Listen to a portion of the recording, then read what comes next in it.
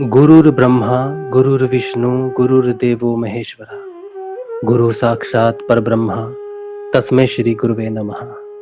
तस्मै श्री गुरुवे नमः। तस्मै श्री गुरुवे नमः। जय श्री गुरुदेव। जयकारा लगाएंगे गुरुदेव जी का।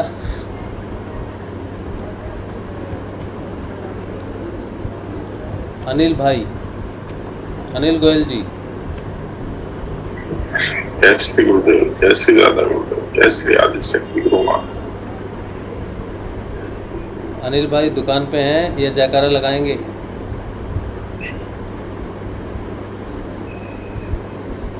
कुमकुम भटनागर जी। जय श्री गुरुदेव। हाँ जी, जयकारा लगाएंगे। जय श्री गुरुदेव। जय श्री श्री दादा गुरुदेव। जयकारा ठीक से जैसे हम रोज लगाते हैं वैसे ही आपको जयकारा लगवाना है आज हम सबका। वैसा पूरा अभी समझ नहीं पाई हूँ। अच्छा, चलिए जैसा भी आप लगाना चाहती हैं वैसा लगाइए। पहले मैं गुरुदेव को कर लेती हूँ, फिर दादा गुरुदेव। जैसे आपकी इच्छा है वैसे आप जयकारा लगाइए, हम आपको फॉलो करेंगे बस। अच्छा ये बताइए कि ये जो यहाँ तक मेरे सिर के बीचों बीच में चढ़ गया। पहले आप जयकारा लगाइए, पहले आप जयकारा लगाइए। अच्छा ठीक। जय श्री दादा गुरुदेव, जय श्री गुरुदेव। जय श्री दादा गुरुदेव, जय श्री गुरुदेव। जय श्री दादा गुरुदेव, जय श्री गुरुदेव। अच्छा चलो सोनी लगाएगी। सोनी आप आज जयकारा लगाओ बेटा। हाँ अंकल। बोलो समर्थ सदगुरुदेव संत श्री रामलाल जी श्याम की जय। श्री महायोगी बाबा श्री गंगाई नाथ की जय। कल के अवतार की जय। सनातन धर्म की जय। फलाना धाम की जय। जामसर धाम की जय। काजलवास धाम की जय। जय जय श्री गुरुदेव। जय श्री गुरुदेव। जय श्री गुरुदेव, जय श्री दादा गुरुदेव, जय माँ आदिशक्ति श्री गुरु, जय श्री। हाँ जी, तो सत्संग हम शुरू करते हैं। उससे पहले कुमकुम भटनागर जी आप क्या प्रश्न पूछ रहे थे? कुछ पूछ रहे थे? यही पूछ रही थी कि अभी मैं 4 महीने से ऊपर ही ऊपर घूम रही हूँ। ऊपर ही ऊपर का जैसे सिर के बीचों बीच में। अच्छा, क्रिया हो रही है? हाँ क्रिया हो रही है, सिर की बहुत जबरदस्त। 24 घंटा। हाँ, कोई परेशानी हो रही है उसमें? कोई परेशानी तो नहीं हो रही? परेशानी तो कुछ नहीं हो रही। कभी लगेगा जैसे ऊपर उड़ जा रही हूँ, कभी लगेगा मैं खींच रही हूँ। यानी 24 घंटा कभी सिर से एकदम भर से आएगा, फिर ऊपर आ जाएगा, तो ऐसा हो रहा। अच्छा, और ध्यान 2 समय करते हो आप दिन में? हाँ 2 समय। हाँ, उस समय भी क्रियाएं होती हैं या फिर सब समय वैसे ही होती रहती है? अरे ध्यान में तो और ज्यादा 24 घंटा बराबर। हाँ, अच्छा। हाँ, कोई समस्या तो नहीं है? किसी वाला नहीं, हिलना डुलना वाला वो सब होता है। अच्छा। बस मेरे को अंदर कोई चीज चल रहा है ये होता है। हाँ, वैसे कोई शारीरिक समस्या तो नहीं है? कोई मेजर कुछ शारीरिक समस्या से? बीपी वगैरह? मेरे को डायबिटीज है। अच्छा। डायबिटीज है और क्या बोलते हैं थायराइड। अच्छा। ब्लड प्रेशर है। हाँ, बीपी है ना? अच्छा। हाँ, हाई ना लो? 24 घंटा हाई बीपी। अच्छा, तो सिर की क्रियाएं हो रही है ज्यादा? हाँ, सिर की क्रिया है भयंकर वाला। मेरे अनुभव 4 महीना हो गया, 4-5 महीना हो गया। आपने शुरू कब किया था? मेरे को जनवरी 1 साल हो गया और इधर एक्स्ट्रा 1.5 साल हो गया अप्रोक्सीमेटली। 1.5 साल हो गया। किसी को क्रियाएं क्यों हो रही हैं वैसे इसका तो कोई पर्टिकुलर जवाब कोई साधक नहीं दे सकता है, तो गुरुदेव ही जानते हैं कि किसको क्या क्रियाएं हो रही हैं। लेकिन जहाँ तक मेरा हो रहा है, लेकिन आज तक ना मेरे को गुरुदेव दिखे। अब कैसे आप लोग बात करते हो वो नहीं समझ पाई मैं आज तक। मैं समझे नहीं पाई कि कैसे बात होगा। गुरुदेव तो देखिए, अब ये प्रश्न है ना, कि गुरुदेव नहीं दिखे। ये दिखना ना दिखना तो साधक और गुरुदेव के बीच की बात है। आप जैसे आपने कहा कि आपको 1.5 साल हो गए, मैं आज बात कर रहा हूँ तो मुझे 7.5 साल हो गए। मैं 7.5 साल बाद बात कर रहा हूँ गुरुदेव की, जो भी बातें मैं कर रहा हूँ, और मुझे कोई भी अनुभूति नहीं हुई 5 साल तक। तो उस हिसाब से तो मैं आपसे बहुत पीछे हूँ। नहीं, जब शुरू में ध्यान लगाती थी तो बहुत कुछ देख ली मैं, अपना पिछला जन्म देख ली। तो फिर और क्या चाहिए आपको? गुरु जी से हाथ पकड़ के बेड़ा पार करो, तो गुरु जी पेट में घुस के मेरा हाथ पकड़ लिए। एक मिनट गुरु जी पेट में कैसे घुसे? कैसे पता चला वो गुरु जी हैं जो पेट में घुसे? मेरे को लगा कि यहाँ गुरु जी बैठे हैं, यानी नाभि के बगल से गुरु जी। तो आपको इतनी अनुभूतियाँ हुई हैं, ये अनुभूति आपको हुई है, पुराना जन्म देखा, ये सब हुआ, तो फिर आप ये प्रश्न क्यों पूछ रहे हैं कि हम लोग कैसे बात करते हैं? आपको ऐसा कुछ ये नहीं समझ पाई, कैसे बात करते हो, क्या क्या बोलते हैं, कैसे जवाब देते हैं, ये समझ नहीं पाई। अच्छा, मेरी बात कर रहे हो? नहीं, मैं अपनी बात कर रही हूँ कि कैसे आप कैसे बात करते हैं। मैं कैसे बात आपको बहुत ज्यादा ज्ञान है। अच्छा, ज्ञान बिल्कुल नहीं है, ज्ञान नहीं है। हम समस्या ज्ञान की है। हाँ, समस्या ज्ञान की है, ज्ञान बिल्कुल नहीं है। नहीं। और गुरुदेव से ये सब कहते हैं, जैसे ये सब बोलो तो अब क्या है, पहले शुरू में ऐसा दिखा, कुछ दिखा, कुछ अनुभव। अब जब से सिर में चढ़ा है तब से एकदम कोई चीज नहीं। कैसे सब लोग प्रकाश देखते हैं, ये करते हैं, वो सब कुछ नहीं। सबकी अनुभूतियां अलग होती हैं। जैसा 24 घंटा सिर में चल रहा है। कोई बात नहीं। आप 2-3 चीज़ों को समझने की कोशिश करनी है आपने। देखो, सबकी अनुभूतियां सेम नहीं होती हैं, पहली बात तो ये है। और जिसको गुरुदेव ने जो ड्यूटी देनी है उसको वो ड्यूटी देनी है। अगर मेरे को बात करवानी है तो मेरे अनुभव के हिसाब से मैं बात करता हूँ। जैसे जो भी मैं बात करता हूँ ना, वो ज़्यादातर जो प्रश्न उठते हैं साधक के जीवन में, तो मैं 5 साल तक मेरे जीवन में ऐसी बहुत घटनाएं घटी, 5 साल बाद भी अभी घटनाएं घट रही हैं, तो मैं उसको यूज़ करके गुरु जी की कृपा से, और गुरु जी की जो वाणी है ना, जो वीडियोज़ है, वो मैंने बार बार चला के देखे हैं। रोज़ देखता था, रोज़ उनको सुनता था। तो जो कुछ भी गुरुदेव जी की वाणी में है वही सारी समस्याओं का समाधान है। एक्स्ट्रा तो ज्ञान कुछ भी नहीं है। गुरुदेव ने जो अपनी स्पीच में बोला है, वो किसी तरह से कोई प्रश्न पूछता है तो वो सत्संग में वो स्पीच गुरुदेव की याद आ जाती है, वो गुरुदेव के शब्द याद आ जाते हैं। बस ये गुरुदेव की कृपा है। लेकिन जो ज्ञान की बात, समझाते अच्छा है और बोलते भी बहुत अच्छा है, ताकि लोगों को आगे का रास्ता मालूम पड़ता। ये तो चलो आपका बड़प्पन है कि आपको मेरा बोलना अच्छा लगता है, वरना सबको थोड़ी अच्छा लगता है बोलना। नहीं, बहुत अच्छा है। देखिए, आपके चलते गुरुदेव ने मेरे को सारा तीर्थ करवा दिए, और तीर्थ भी करा दिए और सब भगवान का दर्शन करा दिए। देखिए, सतना गए तो हम गुरुदेव से यानी बोले 10 मिनट का हमें ध्यान लगाइए और ये देवी जी का रूप हमें दिखाइए।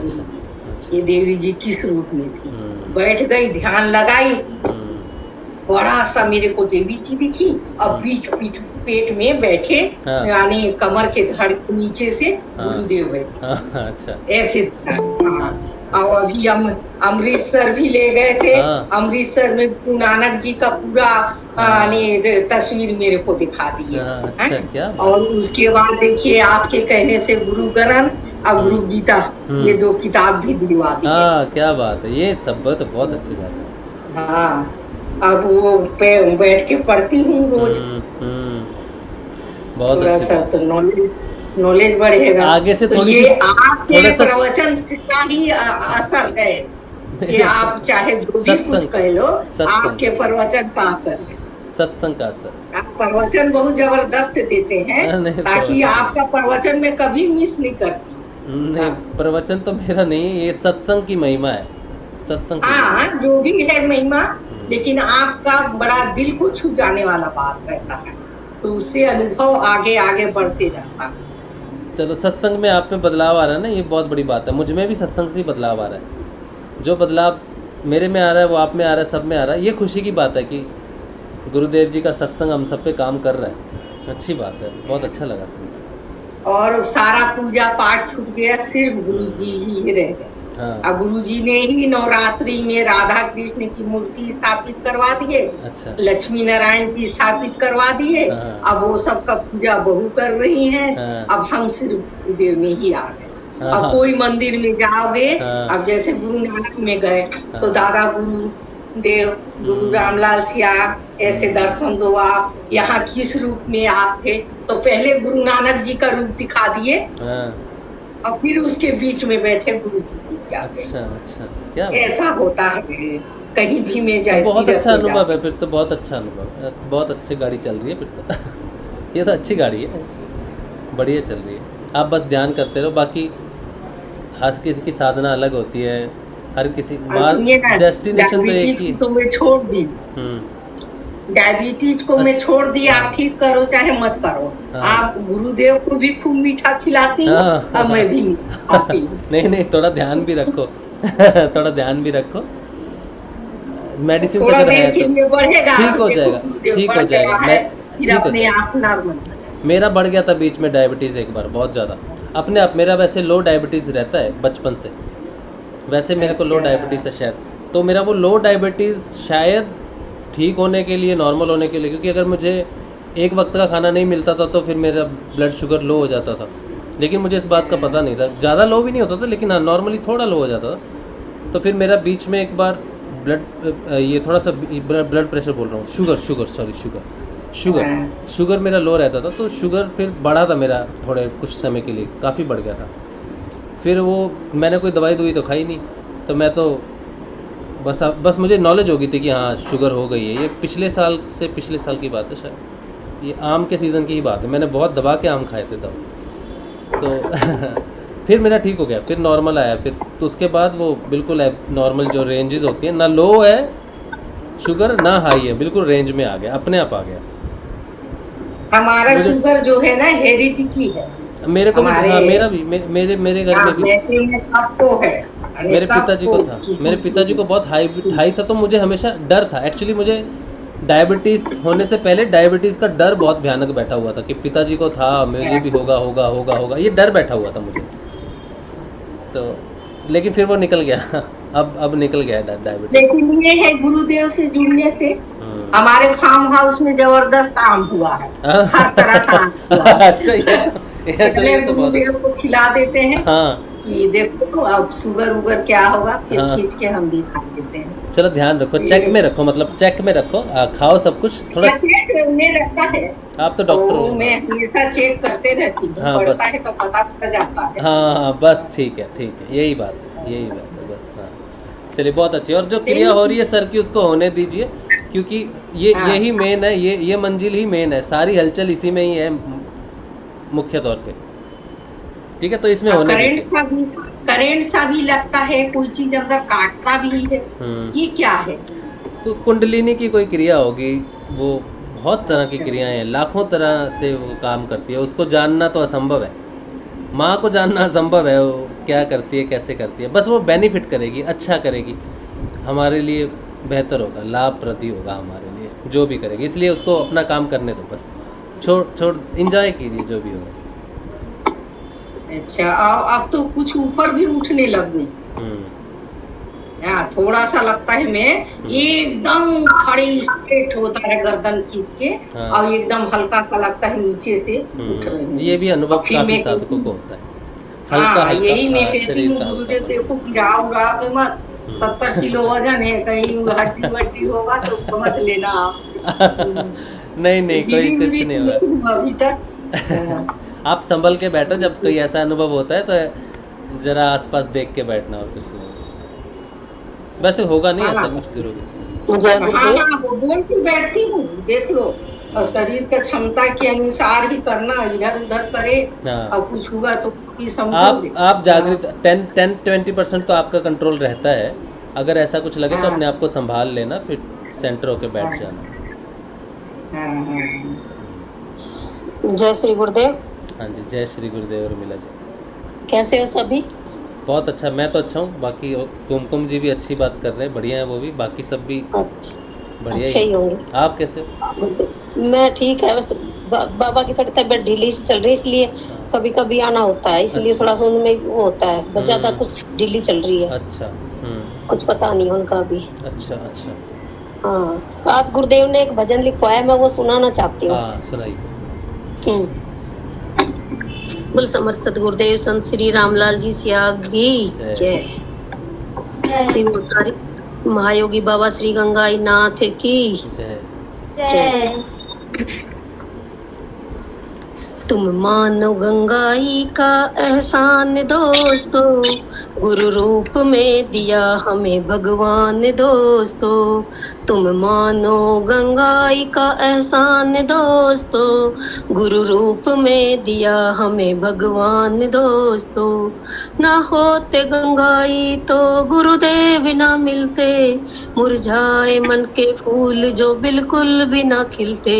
सूखा पड़ा था मन का ये उद्यान दोस्तों, गुरु रूप में दिया हमें भगवान दोस्तों। तुम मानो गंगाई का एहसान दोस्तों, गुरु रूप में दिया हमें भगवान दोस्तों। पर्दा दबाओ नाथ भी किसी से कम नहीं है, धाम का जलवास में जीवित समाधि ली।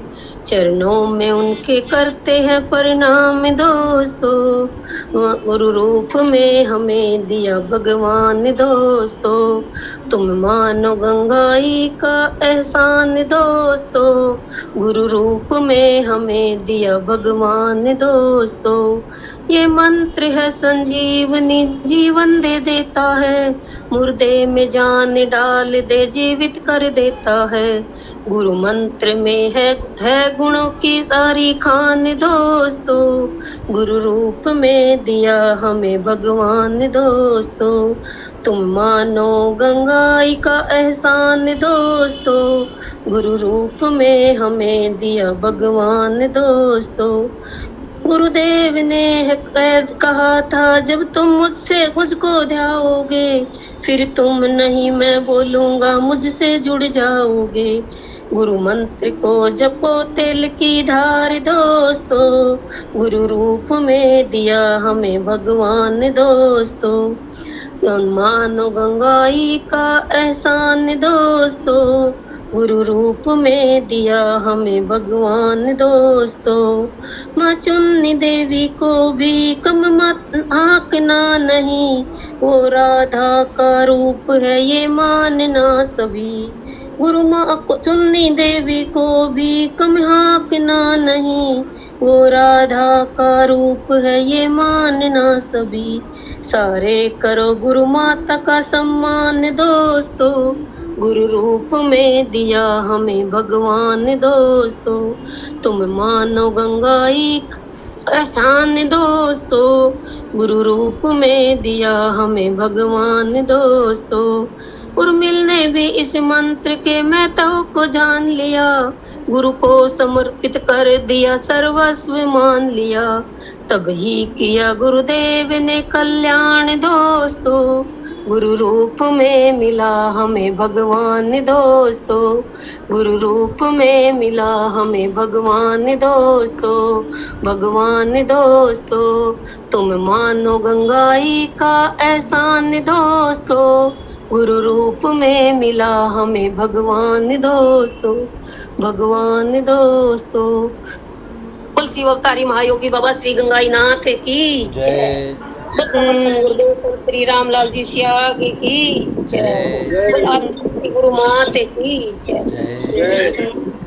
बहुत बढ़िया उर्मिला जी, मजा आ गया। बहुत दिन बाद आपका भजन सुना, और आज तो गुरुदेव जी का तिरोधान दिवस है, निर्जला एकादशी है। ये गुरुदेव जी ने अभी ध्यान करने के बाद अभी 15-10 मिनट में ही लिखवाया।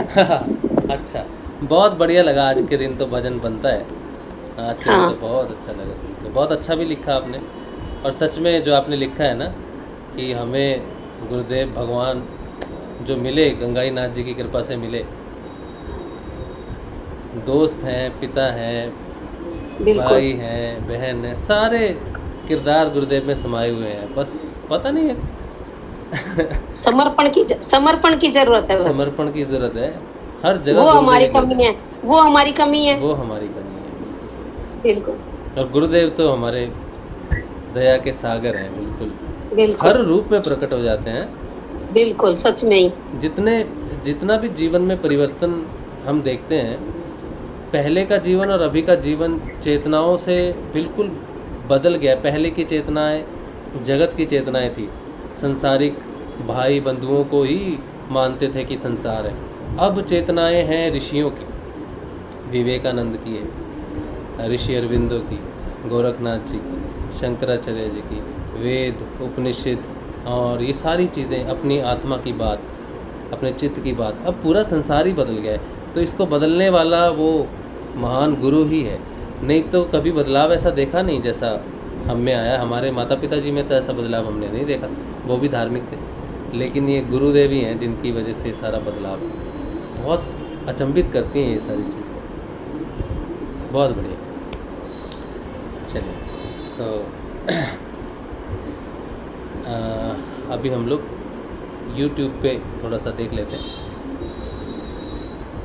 संजीवनी रेड्डी जी कह रही हैं, जय गुरुदेव, feeling very low energy, headache, कुछ भी करने का मन नहीं करता, सिर्फ नाद सुन रहती रहूँ। अच्छा, नाद सुन लेते।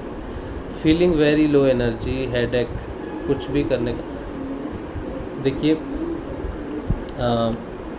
आप अगर वर्किंग हैं, पूरा दिन काम करते हैं, तो हो सकता है एनर्जी लो हो। स्कूल में जाते हैं, एनर्जी कई बार, हाँ, सिद्ध योग में एनर्जी लो होती है कई बार। जब ध्यान लगने की बारी होती है ना, फिर कुछ भी करने का मन नहीं होता।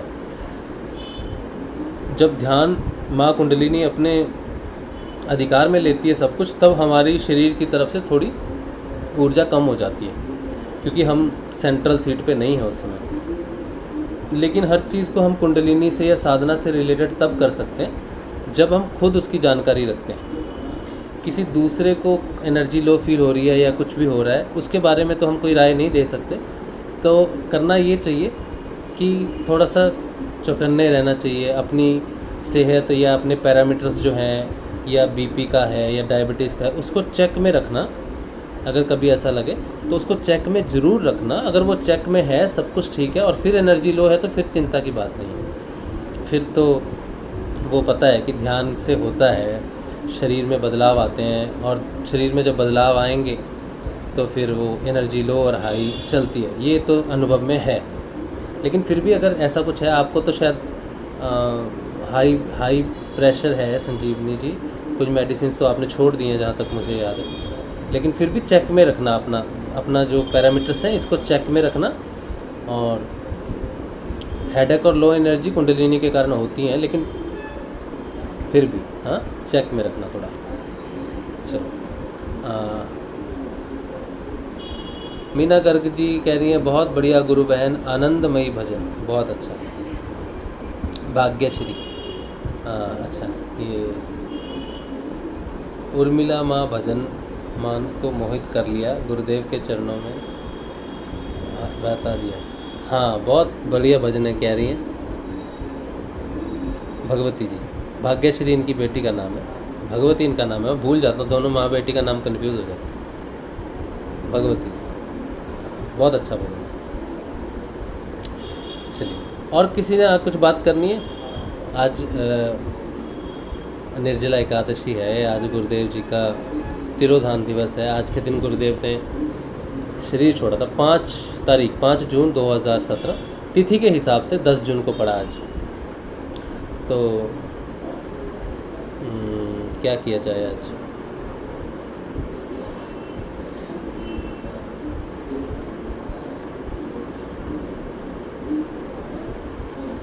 गुरु जी के प्रति एक गोरखनाथ जी की एक छोटी सी लोक कथा के आधार पर एक छोटी सी बात है, वो महत्वपूर्ण है बहुत। वो हमें कहाँ पर काम आती है? जब हमें संयम रखना होता है।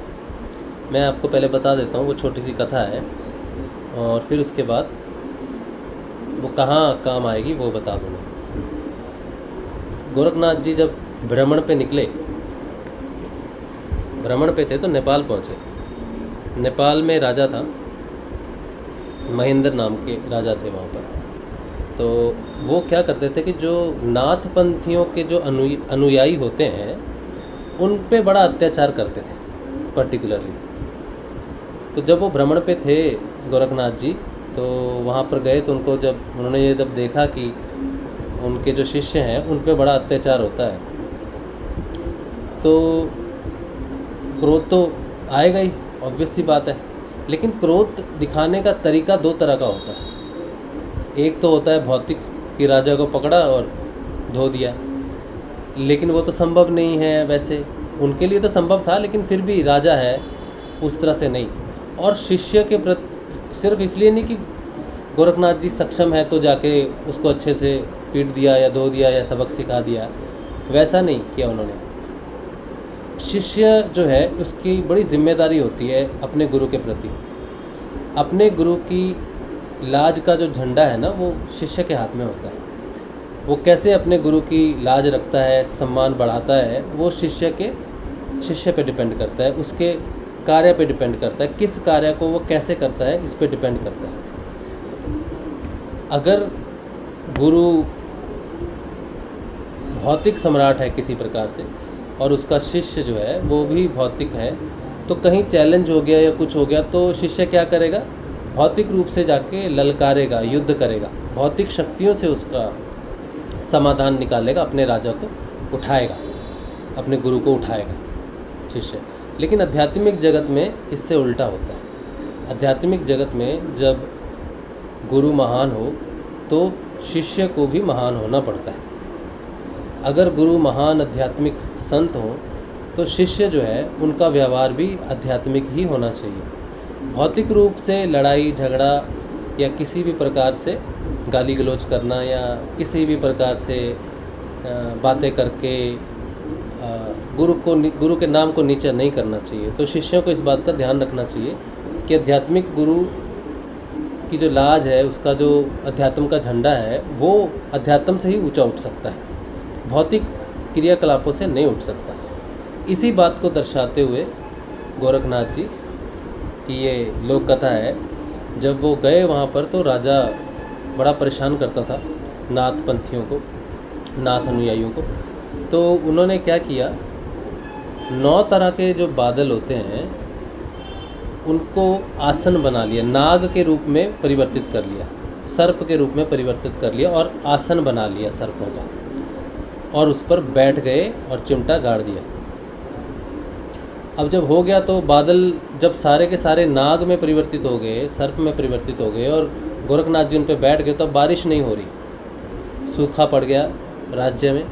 अब राजा हो रहा है परेशान, कह रहा है ये क्या हो गया, सूखा पड़ गया और ये बारिश नहीं हो रही, क्या इसका कारण हो सकता है और क्या इसका समाधान हो सकता है। तो पता चला कि गोरखनाथ जी नाथ पंथ के संस्थापक हैं और मच्छिंद्र नाथ जी के शिष्य हैं। तो उन्होंने क्या किया है, उन्होंने बादल को अपना ये बना लिया, आसन बना लिया और उस पर बैठे हैं। तो अब जब तक वो ना उठें तब तक तो नहीं हो सकता। तो राजा ने बड़ी कोशिश कर ली, भेजा, कईयों को भेजा, संतरियों मंत्रियों को भेजा कि जाके कहिए माफ़ी कर दो। बड़ी माफ़ी मांगी, बड़ा कुछ कहा कि हम नहीं करेंगे ऐसा, या बहुत कुछ बोला, लेकिन वो माने नहीं।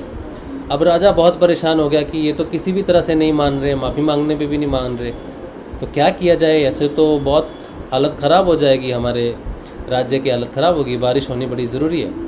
तो किसी मंत्री ने सुझाव दिया कि ये अपने गुरु के परम भक्त हैं, परम शिष्य हैं, तो इनको उठाने का एक ही तरीका है कि इनके गुरुदेव श्री मत्स्येंद्र नाथ जी की झांकी निकालिए, और शानदार झांकी निकालिए और ज़ोर ज़ोर से मच्छिंद्र नाथ जी के जयकारे लगाइए।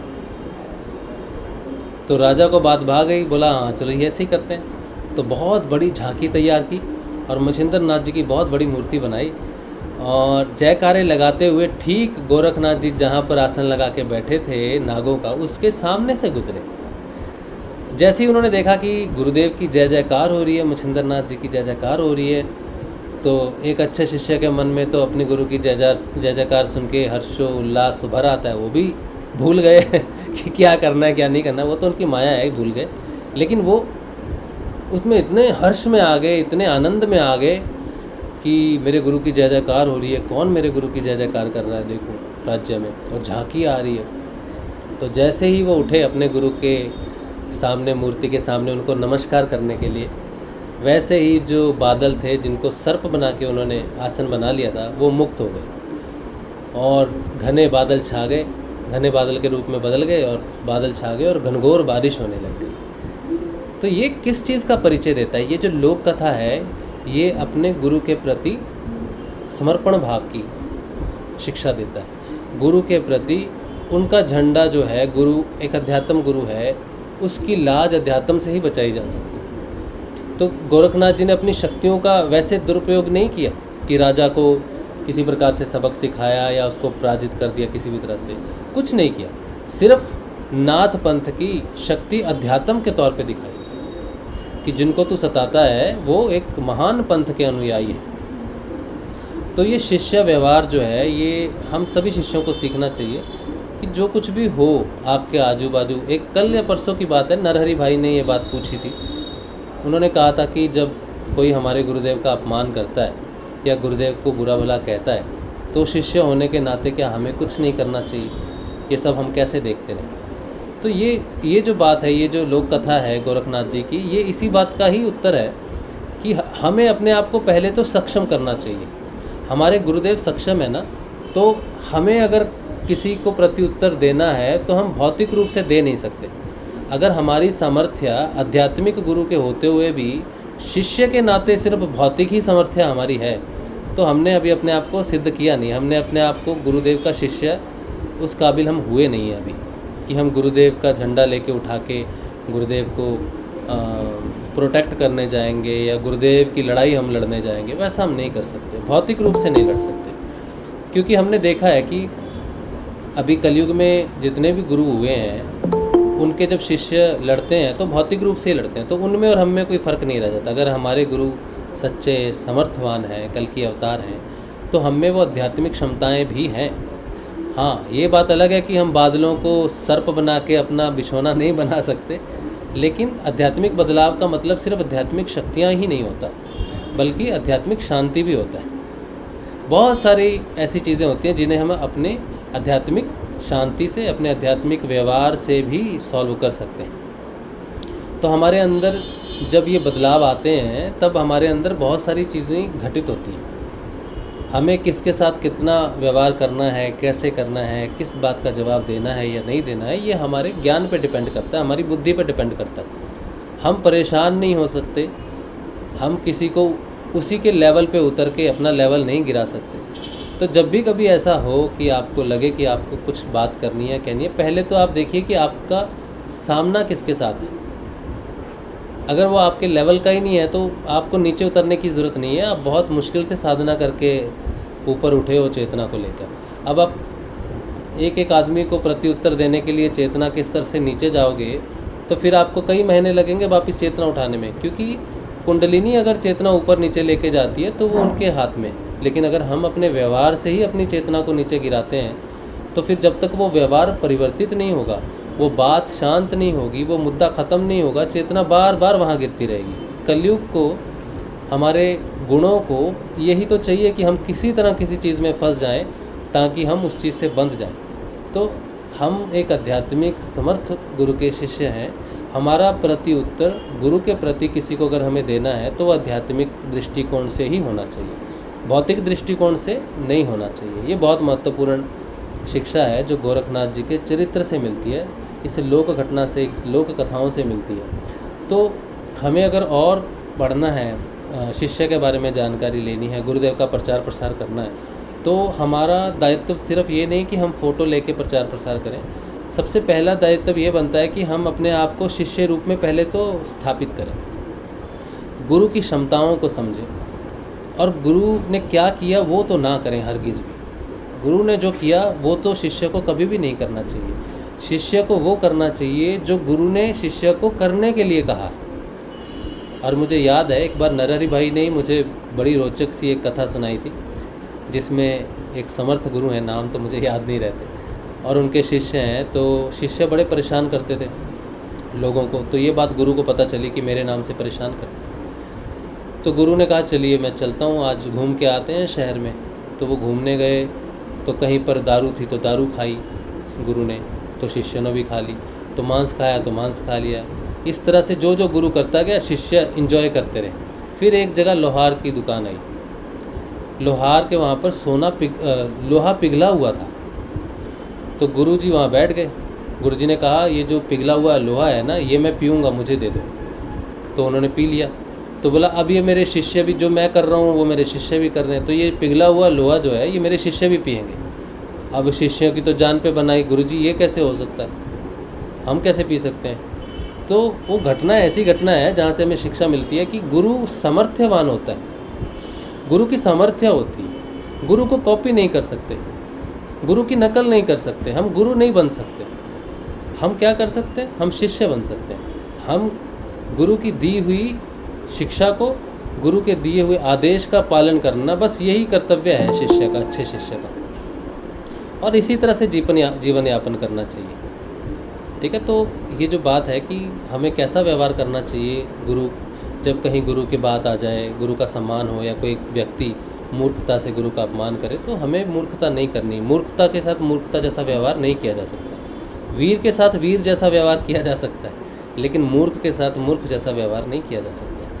तो कोई गुरु जी को फॉलो करता है, नहीं करता है, उनके बारे में जानता है, नहीं जानता है, अभागा है, तो वो उसकी दशा है, छोड़ देना चाहिए। हाँ, आप अपनी साधना में इतने ऊंचे उठ जाओ कि आपके सामने कोई आपके गुरु का अपमान न कर पाए। बस ये आपकी क्षमता बढ़ाने की बात है। आपको अच्छा शिष्य बनने की ज़रूरत है, यही उसका प्रत्युत्तर है कि आप अच्छे बन जाओ। आप अच्छे बन जाओगे तो अपने आप निंदाएं बंद हो जाएगी। ठीक, चलिए, और किसी को कुछ बात आज करनी है?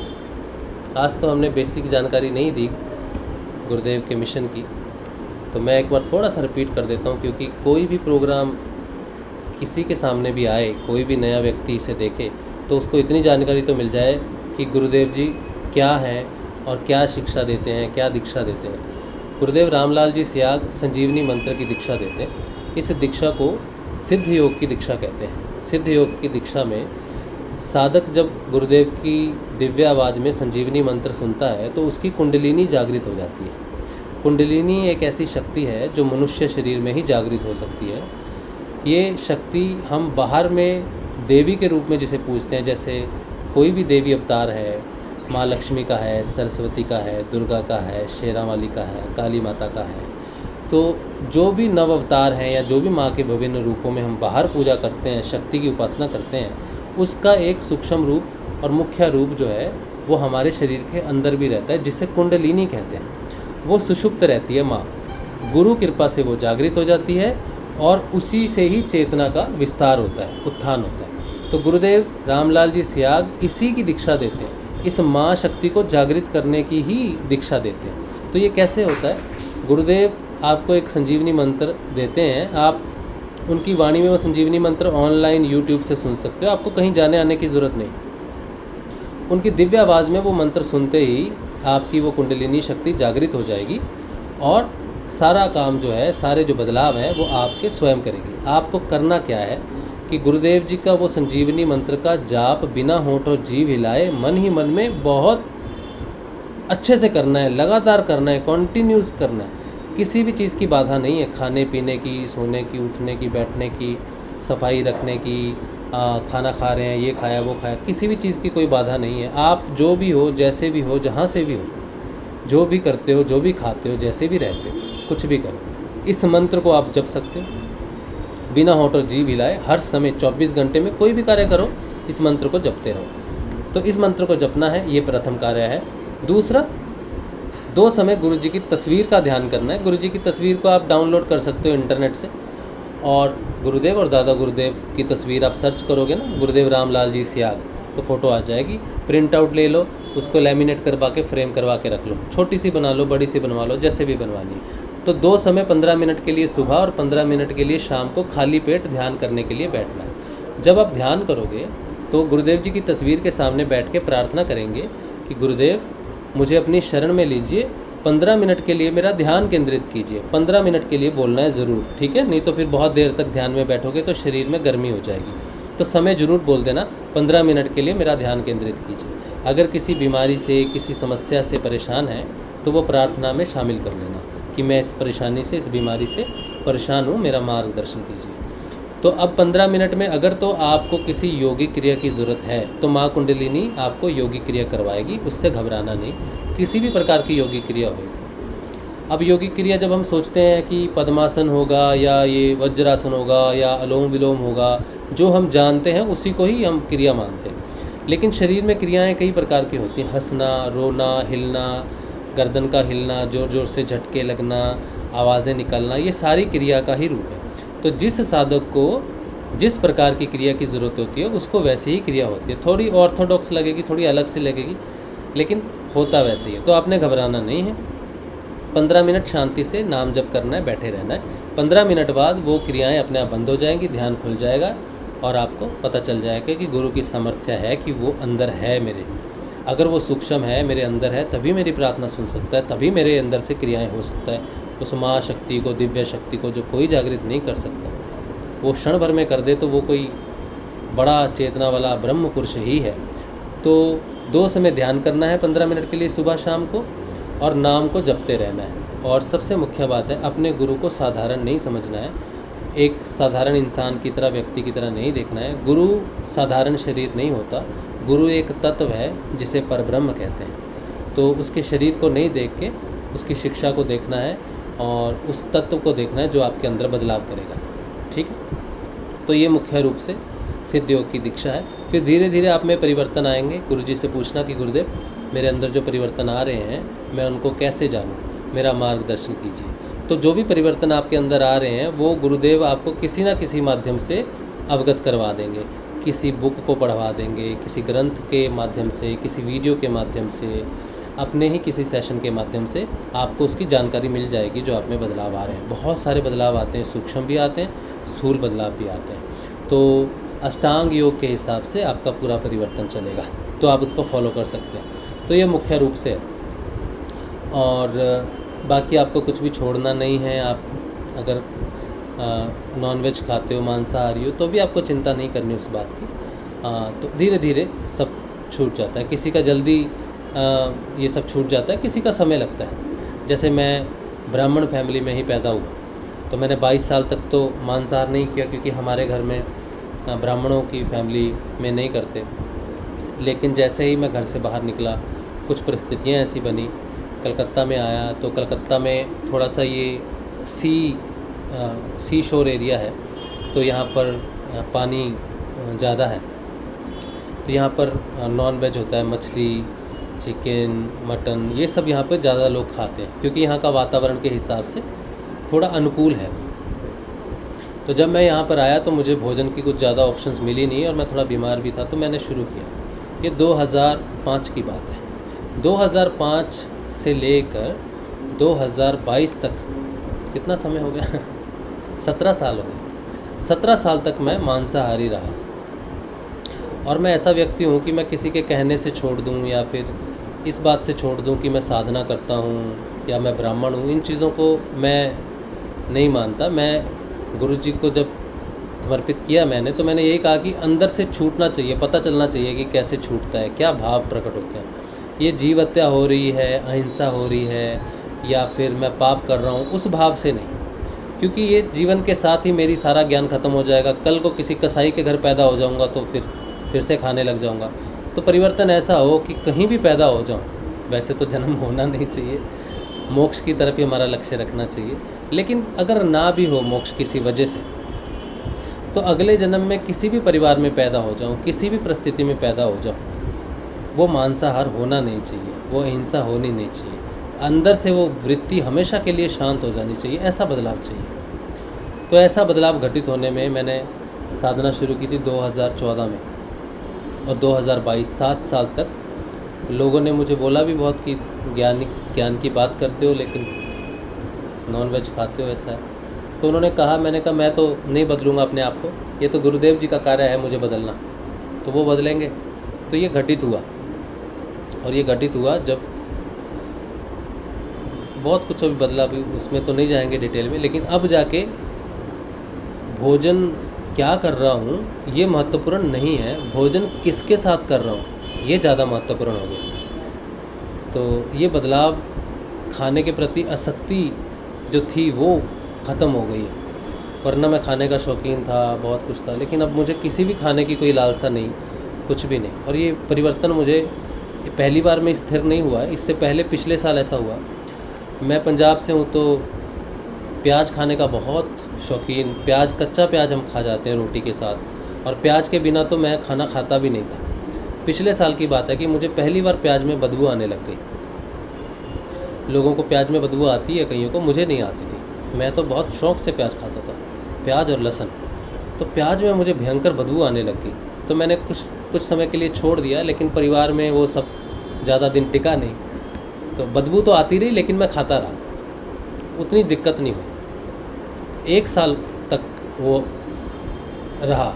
अब जाके फाइनली मुझे ना तो उसमें कुछ टेस्ट आता है, बदबू की बात नहीं है, मुझे उसमें टेस्ट नहीं दिखता, मुझे उसकी तरफ आकर्षण नहीं होता, या मुझे नहीं लगता कि वो ज़रूरी है मेरे लिए।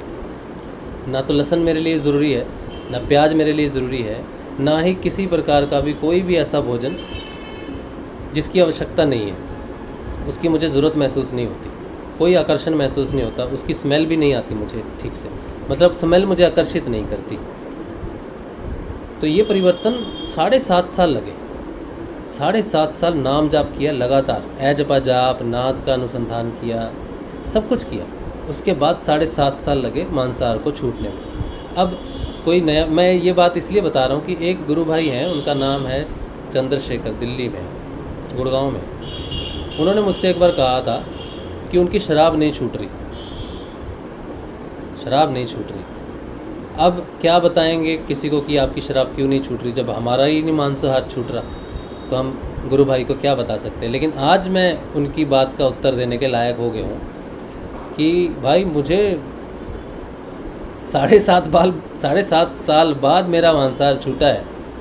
तो आप यकीन रखिए, अगर गुरुदेव ने कहा है कि वृत्तियाँ बदलती हैं तो बदलती हैं, ये मेरे अनुभव में आया है, मेरे प्रैक्टिकल में आया है, मैंने इसका साक्षात्कार किया है कि मांसाहार छूटता है, बदलता है। समय लग गया, अब क्यों समय लग गया ये मुझे नहीं पता, आपकी शराब कब छूटेगी ये मुझे नहीं पता, लेकिन छूटेगी। तो आप नाम जप करना और ध्यान रेगुलर करना, वो बदलाव ज़रूर आएगा, ठीक है।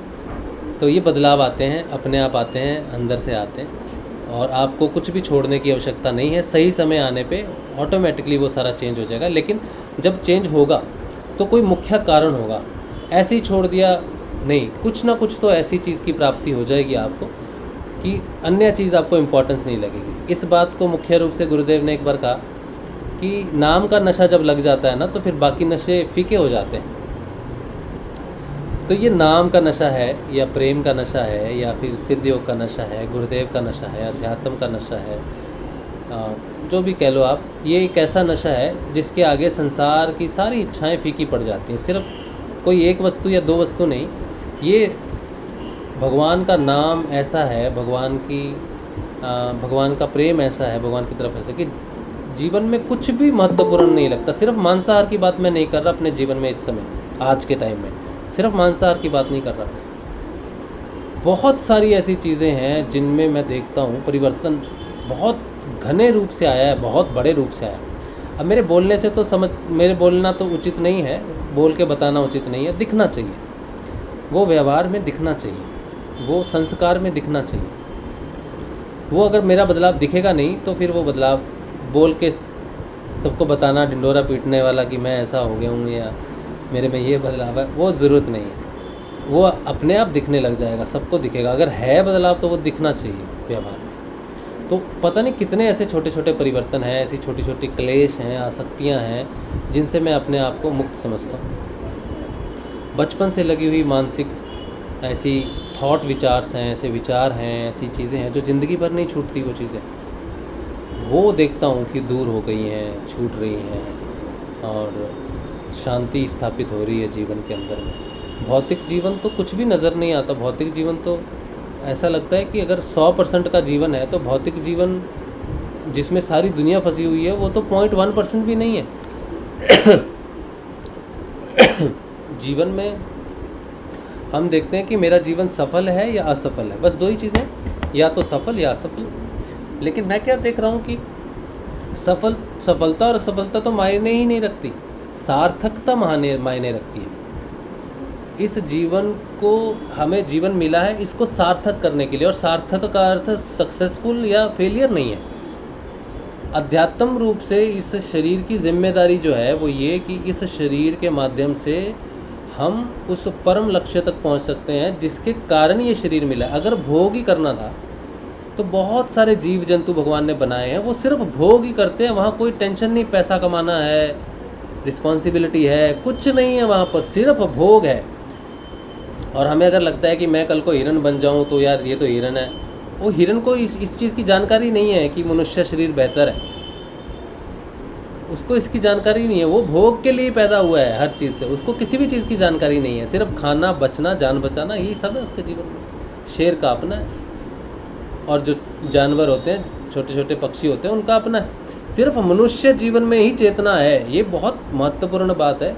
बड़े बड़े लंबे लंबे जीवन निकल जाते हैं, लेकिन कभी इंसान सोचता नहीं कि मुझ में और जानवरों में जो डिफरेंस है वो चेतना का है, तो क्यों है। मैं अगर चेतना के उच्चतर स्तर पे नहीं हूँ तो क्यों नहीं हूँ, कभी इंसान देखता ही नहीं, सोचता ही नहीं इस बारे में। और इसी को ही जीवन की सार्थकता कहेंगे कि अगर अपनी तरफ रुख कर लिया, चेतना की तरफ रुख कर लिया, मनुष्य जीवन के उद्देश्य को समझ लिया, इस शरीर के महत्व को समझ लिया, गुरु की प्राप्ति को समझ लिया, भगवान के होने को समझ लिया। नहीं तो भगवान है नहीं है, किसने देखा, ये प्रश्न ही इंसान का बेड़ा गर्क करके रखते हैं। लेकिन अध्यात्म बिल्कुल अलग है, 99.09%। ये बाकी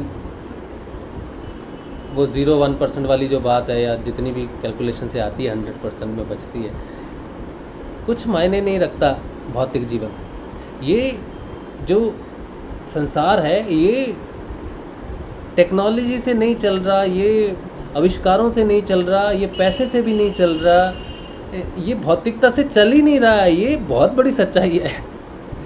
जिस भौतिक जीवन में हम हैं, भौतिक संसार में हम हैं, ये भौतिकता से चल ही नहीं रहा है। इसका बेस, इसका सोर्स भौतिकता है ही नहीं। इसका सोर्स है ईश्वर, और उस ईश्वर का हिस्सा है जो सार्थक करता है जीवन को। ये बहुत महत्वपूर्ण बात है। तो जो लोग गुरुदेव जी की आराधना में हैं, गुरुदेव की प्राप्ति में हैं, उन्हें अपना समय नहीं व्यर्थ करना चाहिए। एक एक क्षण कीमती है, अपने बदलाव की तरफ ध्यान देना चाहिए, अपने नाम जप को बढ़ाना चाहिए, और नाम जप से ही सारा कुछ होगा। लेकिन आप बहुत ऐसे महान आत्माओं में से हैं जिन्हें ये मौका मिला है कि आप अपने आप को जानो। 750 करोड़ लोग में 650 करोड़ लोग से भी ज़्यादा, 700 करोड़ लोग के आसपास भौतिकता को ही संसार समझते हैं, जबकि है बिल्कुल उल्टा। भौतिकता सिर्फ एक सपने की तरह है, मुख्य जीवन तो आध्यात्मिक जीवन है। जिसके जीवन में सार्थकता नहीं आई वो जीवन उद्देश्यपूर्ण हुआ नहीं। सफलता और असफलता ये जल में उठे हुए बुलबुले की तरह है, किसी को मिला किसी को नहीं मिला। धन से अपने जीवन को सक्सेसफुल या असफल नहीं मान सकते। धन की कसौटी पे ही लोग जीते और मरते हैं, धन की कसौटी पे ही लोगों की परीक्षाएं होती हैं, धन की कसौटी पे ही लोग गिरते और उठते हैं। जबकि ये बिल्कुल भी बेकार है, माइनर है। जिसे ईश्वर ने सिलेक्शन कर लिया हो ना, उसके लिए धन तो बस बिल्कुल लोहे जैसी वस्तु है। गुरुदेव ने इसके बारे में कहा है कि सोना दूं और लोहा लूं, तो लोहा उन्होंने भौतिक धन को कहा है, और सोना उन्होंने आध्यात्मिक धन को कहा है। तो ये बात से बहुत स्पष्ट होता है कि गुरुदेव की जानकारी में ये जो विश्व था, ये जो भौतिक जगत था, ये लोहा। अब यही जानकारी अगर तो हम भौतिक रूप से सिर्फ गुरुदेव की बात सुने तो अलग बात है, लेकिन इस बात की अगर धारणा हो जाए, जानकारी जो गुरुदेव ने दी है उस जानकारी को आप जान जाओ कि सच में अभी नहीं पता चलेगा लोहा है कि नहीं। गुरुदेव जी ने बोला तो होगा, लेकिन जिस दिन ये पता चल गया कि हाँ ये लोहा ही है, उस दिन जीवन की सार्थकता का सूर्योदय होगा, समझ में आएगा कि अरे मेरे तो सारे एक्शंस ही अपने आप को स्टेबल करने के लिए थे, मैंने तो अपना पूरा जीवन ही अपने आप को फिनेंशियली स्टेबल करने के लिए किया, सक्सेसफुल होने के लिए किया है। माँ बाप ने भी सफलता के लिए पढ़ाया लिखाया, घर में भी अपना जीवन, दोस्तों को, बच्चों को, पढ़ाई को, हर चीज़ को मैंने सिर्फ सफलता के रूप में ही देखा, सार्थकता के रूप में कभी जीवन को देखा ही नहीं। और सार्थकता सिर्फ और सिर्फ अध्यात्मता में है, आध्यात्मिक जीवन में है, अपने आप को आत्म रूप में जानने से। क्योंकि ये विश्व, ये जगत ज़्यादा बड़ा है, अध्यात्म जगत ज़्यादा बड़ा है, ये भौतिक जगत तो बिल्कुल ये आया ये चला गया। मुख्य जीवन तो आध्यात्मिक जीवन है, जो इस जीवन में शुरू हो गया, चेतना आ गई तो अगले जीवन में भी बनी रहेगी, अगले जीवन में भी बनी रहेगी। तो भौतिक व्यक्ति इस जीवन में मरा, अगले जीवन में किसका भाई किसका बेटा बना उसको याद नहीं है, उसका फिर नया।